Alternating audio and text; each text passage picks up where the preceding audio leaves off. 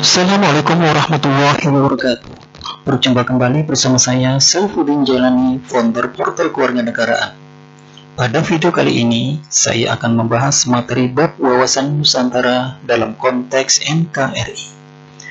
Tujuan dari materi ini adalah setelah siswa mempelajari materi, diharapkan siswa akan mampu memahami hakikat wawasan Nusantara. Yang kedua, siswa mampu menjelaskan kedudukan, fungsi, dan tujuan wawasan Nusantara. Yang ketiga, siswa mampu membedakan aspek Trigatra dan Pancagatra dalam wawasan Nusantara. Dan yang keempat, siswa mampu menunjukkan contoh dan peran serta warga negara mendukung implementasi wawasan Nusantara. Dalam materi ini, dibagi menjadi 4 subbab bagian atau subbab bahasan, yaitu yang pertama adalah wawasan Nusantara, yang kedua adalah kedudukan, fungsi, dan tujuan wawasan Nusantara, yang ketiga adalah aspek Trigatra dan Pancagatra dalam wawasan Nusantara. Yang keempat adalah peran serta warga negara mendukung implementasi wawasan Nusantara. Pada kali ini kita akan yang pertama adalah membahas sub yang pertama, wawasan Nusantara. Apa yang kalian ketahui tentang istilah wawasan Nusantara? Pernahkah kalian membaca tentang literatur wawasan Nusantara? Baik, jika belum, mari kita pelajari bersama-sama tentang wawasan Nusantara ini. Yang pertama adalah pengertian wawasan Nusantara. Secara etimologis, bahwa wawasan Nusantara berasal dari kata wawasan dan Nusantara. Wawasan adalah berasal dari kata wawas, yaitu bahasa Jawa yang berarti pandangan, tinjauan, dan penglihatan indrawi. Jadi, wawasan adalah pandangan, tinjauan, penglihatan, tanggap indrawi. Wawasan berarti pula cara pandang dan cara melihat. Sementara kata Nusantara itu terdiri dari 2 suku kata, yaitu Nusa dan Antara. Nusa artinya pulau atau kesatuan kepulauan, dan antara artinya menunjukkan letak antara 2 unsur.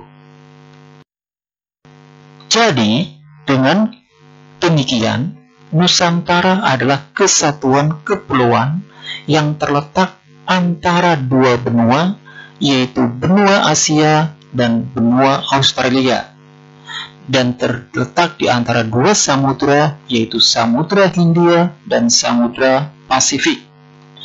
Dan kemudian, berdasarkan pengertian modern itu, kata Nusantara digunakan sebagai pengganti nama Indonesia. Baik, selanjutnya, sedangkan secara terminologis, wawasan Nusantara menurut beberapa pendapat, itu ada 3. Yang pertama adalah menurut Profesor Wan Usman. Menurut Profesor Wan Usman, Nusantara adalah cara pandang bangsa Indonesia mengenai diri dan tanah airnya sebagai negara kepulauan dengan semua aspek kehidupan yang beragam.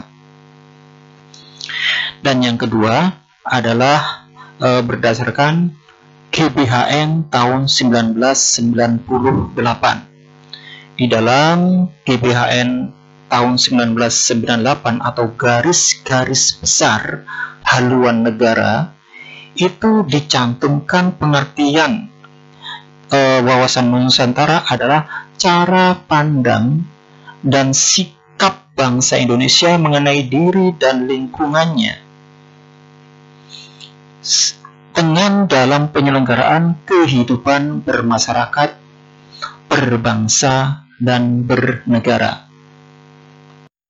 Dan yang ketiga adalah menurut Lemhanas tahun 1999. Lemhanas itu singkatan dari Lembaga Pertahanan Nasional. Nah, menurut Lemhanas ini, bahwa yang dimaksud dengan wawasan Nusantara adalah cara pandang dan sikap bangsa Indonesia mengenai diri dan lingkungannya yang serba beragam dan bernilai strategis dengan mengutamakan persatuan dan kesatuan bangsa serta kesatuan wilayah dalam penyelenggaraan kehidupan bermasyarakat, berbangsa, dan bernegara untuk mencapai tujuan nasional. Dari pengertian yang ada tadi, maka disimpulkan bahwa wawasan Nusantara sebagai geopolitik Indonesia disebutkan dengan istilah cara pandang dan sikap bangsa Indonesia mengenai diri dan lingkungannya yang serba beragam dan bernilai strategis dengan mengutamakan persatuan dan kesatuan wilayah dan tetap menghargai serta menghormati kebinekaan dalam setiap aspek kehidupan nasional untuk mencapai tujuan nasional. Nah, selanjutnya adalah kita akan bahas mengenai adalah hakikat wawasan Nusantara. Hakikat wawasan Nusantara ada dua makna, ya. Yang pertama adalah keutuhan Nusantara dalam pengertian cara pandang yang selalu utuh, menyeluruh dalam lingkungan Nusantara demi kepentingan nasional. Hal ini berarti bahwa setiap warga negara, masyarakat warga negara, dan aparatur negara harus berpikir, bersikap, bertindak secara utuh, menyeluruh demi kepentingan bangsa dan negara Indonesia. Demikian juga produk yang dihasilkan oleh lembaga negara harus dalam lingkup dan demi kepentingan bangsa dan negara Indonesia tanpa menghilangkan kepentingan lainnya seperti kepentingan daerah, kepentingan golongan, dan perorangan. Dan makna yang kedua adalah keutuhan dan kesatuan wilayah nasional. Dengan kata lain, hakikat wawasan Nusantara adalah persatuan bangsa dan kesatuan wilayah. Di dalam GBHN disebutkan bahwa hakikat wawasan Nusantara diwujudkan dengan menyatakan Kepulauan Nusantara sebagai satu kesatuan politik, ekonomi, sosial, budaya, dan pertahanan keamanan.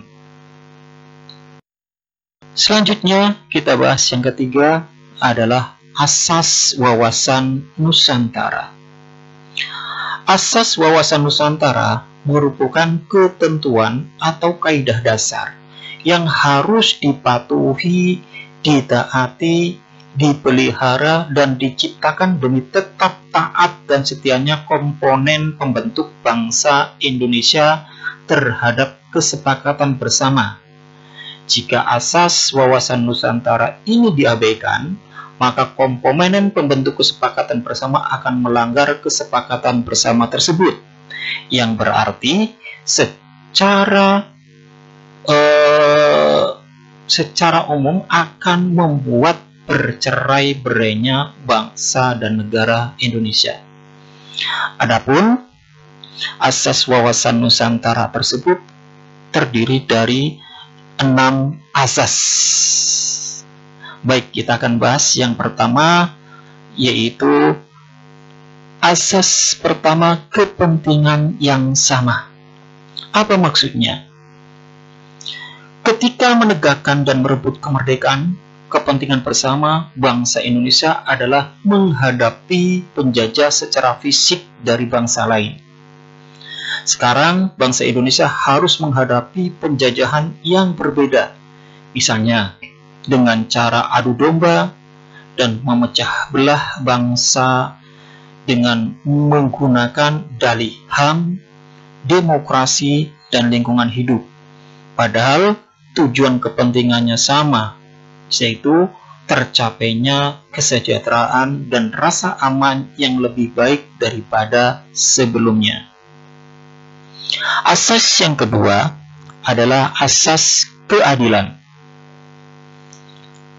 Artinya bahwa kesesuaian pembagian hasil dengan adil.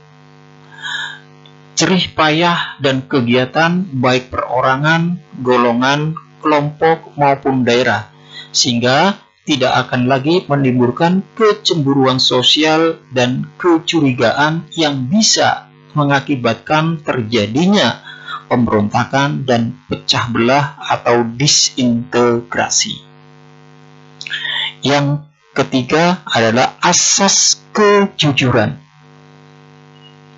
Asas kejujuran ini bermaksud bahwa keberanian berpikir, berkata, dan bertindak sesuai realita, serta ketentuan yang benar, biarpun realita atau ketentuan itu pahit dan kurang enak didengarnya, demi kebenaran dan kemajuan bangsa dan negara, hal itu harus dilakukan. Istilahnya itu, katakanlah sejujurnya meskipun pahit. Selanjutnya, asas yang keempat adalah asas solidaritas. Asas solidaritas diperlukan kerjasama, mau memberi dan berkorban bagi orang lain, tanpa meninggalkan ciri dan karakter budaya masing-masing. Asas yang kelima adalah asas kerjasama. Adanya koordinasi, saling pengertian yang didasarkan atas kesetaraan, sehingga kerja kelompok, baik kelompok kecil maupun yang besar, dapat mencapai sinergi yang lebih baik. Ya, jadi inilah teamwork, kerjasama yang baik itu ibaratnya itu kalau bersatu kita teguh, bercerai kita runtuh. Selanjutnya, asas yang keenam adalah kesetiaan. Kesetiaan terhadap kesepakatan bersama untuk menjadi bangsa dan mendirikan negara Indonesia yang dimulai dicetuskan dan dirintis oleh Budi Utomo tahun 1908, Sumpah Pemuda tahun 1928, dan Proklamasi Kemerdekaan 17 Agustus 45. Ini adalah merupakan kesetiaan terhadap kesepakatan. Ini sangat penting, ya, terhadap ketiga-tiganya itu sangat penting dan menjadi tonggak utama terciptanya persatuan dan kesatuan dalam bineka atau di dalam kebinekaan. Jika kesetiaan ini goyah, dapat dipastikan persatuan dan kesatuan akan hancur berantakan. Nah, inilah subbab yang pertama. Selanjutnya, yang kedua, kita akan bahas mengenai kedudukan, fungsi, dan tujuan wawasan Nusantara. Wawasan Nusantara berkedudukan sebagai visi bangsa. Wawasan nasional merupakan visi bangsa yang bersangkutan dalam menuju masa depan. Visi bangsa Indonesia sesuai dengan konsep wawasan Nusantara adalah menjadi bangsa yang satu dengan wilayah yang satu dan utuh. Kedudukan wawasan Nusantara sebagai salah satu konsepsi ketatanegaraan Republik Indonesia. Baik, kita akan bahas satu persatu. Yang pertama adalah kita bahas mengenai kedudukan tentang wawasan Nusantara. Kedudukan wawasan Nusantara bagi bangsa Indonesia merupakan ajaran yang diyakini kebenarannya oleh seluruh rakyat Indonesia. agar tidak terjadi penyesatan atau penyimpangan dalam upaya mewujudkan cita-cita dan tujuan nasional. Nah, sementara fungsi wawasan Nusantara.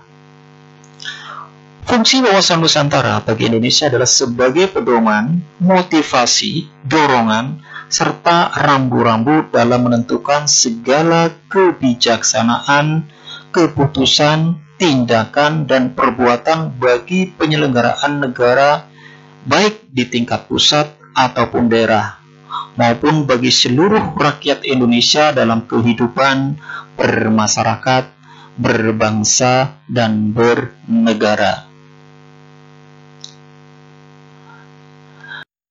Dan yang ketiga adalah tujuan.